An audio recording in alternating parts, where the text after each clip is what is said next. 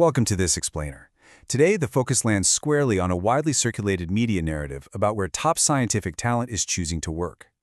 You've probably seen the headline from the South China Morning Post, claiming that 10 prominent scientists left Western institutions for China just in 26 alone. Well, to get past the rhetoric, this explainer relies strictly on an independent verification report and hard bibliometric data. It's time to dig into the facts. Which brings up a central, really important analytical question. Do these 10 specific scientists represent a verified, structurally meaningful shift in global scientific talent toward mainland China and Hong Kong? Or does compiling these specific cases combine very different career moves in a way that kind of overstates their collective significance? Throughout this analysis, a strictly clinical approach will be maintained, dealing only with verified evidence. The agenda for today covers 6 steps. First, the claim and verification. Second, deconstructing the headline. Third, categorizing the talent. Fourth, stated motivations. Fifth, macro data comparison. And finally, scenarios and the verdict. Moving right into Section 1, the claim and verification. The media claim is straightforward enough. 10 scientists left the US and UK for China in 2026. And independent verification absolutely confirms that all 10 individuals exist and their new appointments are totally real. But closer inspection reveals that these are 10 distinct appointments occurring across very different timelines, diverse geographies, and entirely different career stages.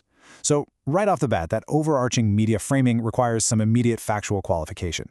Verified data shows that all 10 individuals are, without a doubt, highly credentialed experts who secured new appointments in mainland China or Hong Kong.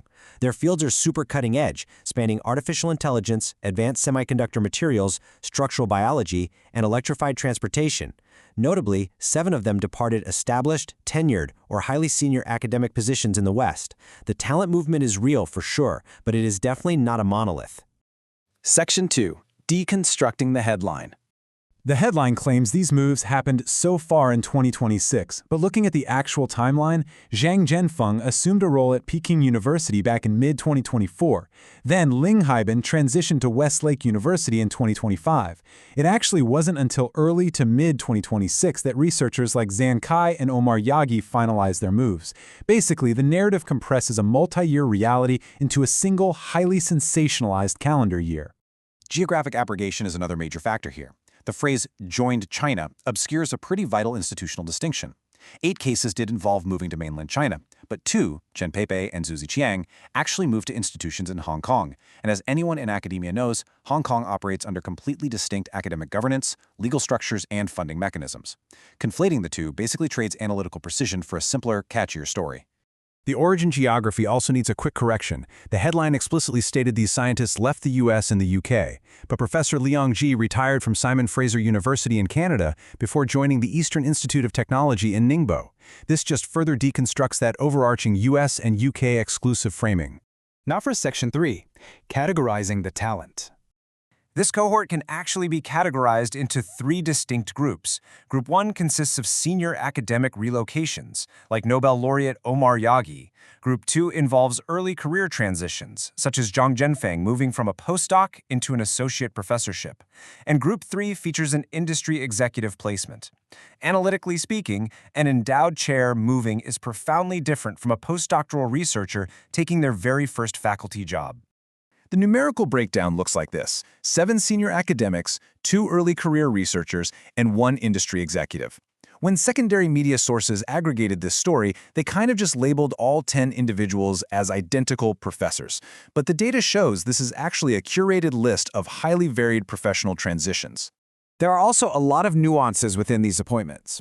While many were full resignations, some actually retained emeritus status at their previous institutions. For the early career researchers, moving from a postdoc to a principal investigator role internationally is just standard academic progression.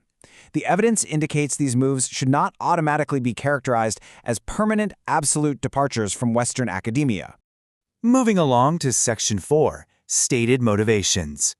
Structural biologist Zhang Kai cited a perceived bamboo ceiling when leaving Yale for the University of Science and Technology of China.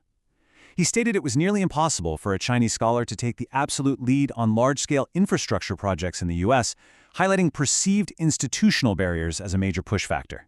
In stark contrast, Nobel laureate Omar Yagi explicitly stated that the U.S. climate is not so encouraging due to grant cuts, pointing out a delay in the U.S. to rapidly embrace AI and scientific discovery. His focus was entirely on research funding constraints and technological adaptation. This really showcases entirely different stated motivations within the exact same cohort. Aggregated reporting reveals a complex mix of structural push and pull factors. Over in the West, late 2025 and early 2026, disruptions affected an estimated $30 billion in federal research grants. At the same time, the legacy of the 2018 U.S.-China initiative left many researchers of Chinese descent reporting feelings of vulnerability. On the pull side, Chinese institutions are stepping up with massive laboratory funding startup packages, basically offering opportunities for accelerated career advancement. Section 5. Macro Data Comparison. According to a 2023 study published in the Proceedings of the National Academy of Sciences, tracking over 19,000 scientists, 2,621 Chinese descent scientists departed the United States in the year 2021 alone. To put that into perspective, this compares to roughly 900 departures back in 2010. This data proves that return migration accelerated by a massive 75% following the 2018 U.S.-China initiative. The underlying statistical trend of reverse migration was accelerating for years prior to the recent media reports. So while the 10 specific appointments are highly curated anecdotes that compress timelines and geographies, they do actually align with an established multi-year acceleration in global scientific mobility. Finally, Section 6, Scenarios and Verdict. The verification report outlines 3 conditional future scenarios. Step 1 is a sustained transition driven by entrenched funding policies. Step 2 is a diversion to hybrid hubs where researchers seek out jurisdictions like Hong Kong or Singapore. And Step 3 is greater academic separation, where expanding export controls and visa limitations lead to a highly costly duplication of research systems globally. The evidence-based verdict confirms a measurable shift in global scientific mobility, with high-profile recruitments of top-tier talent absolutely underway. However, the oversimplified media narrative incorrectly packaged this as a unified, coordinated 2026 mass exodus. The reality is far more complex, involving multiple career stages, different jurisdictions, varied timelines, and highly individualized motivations.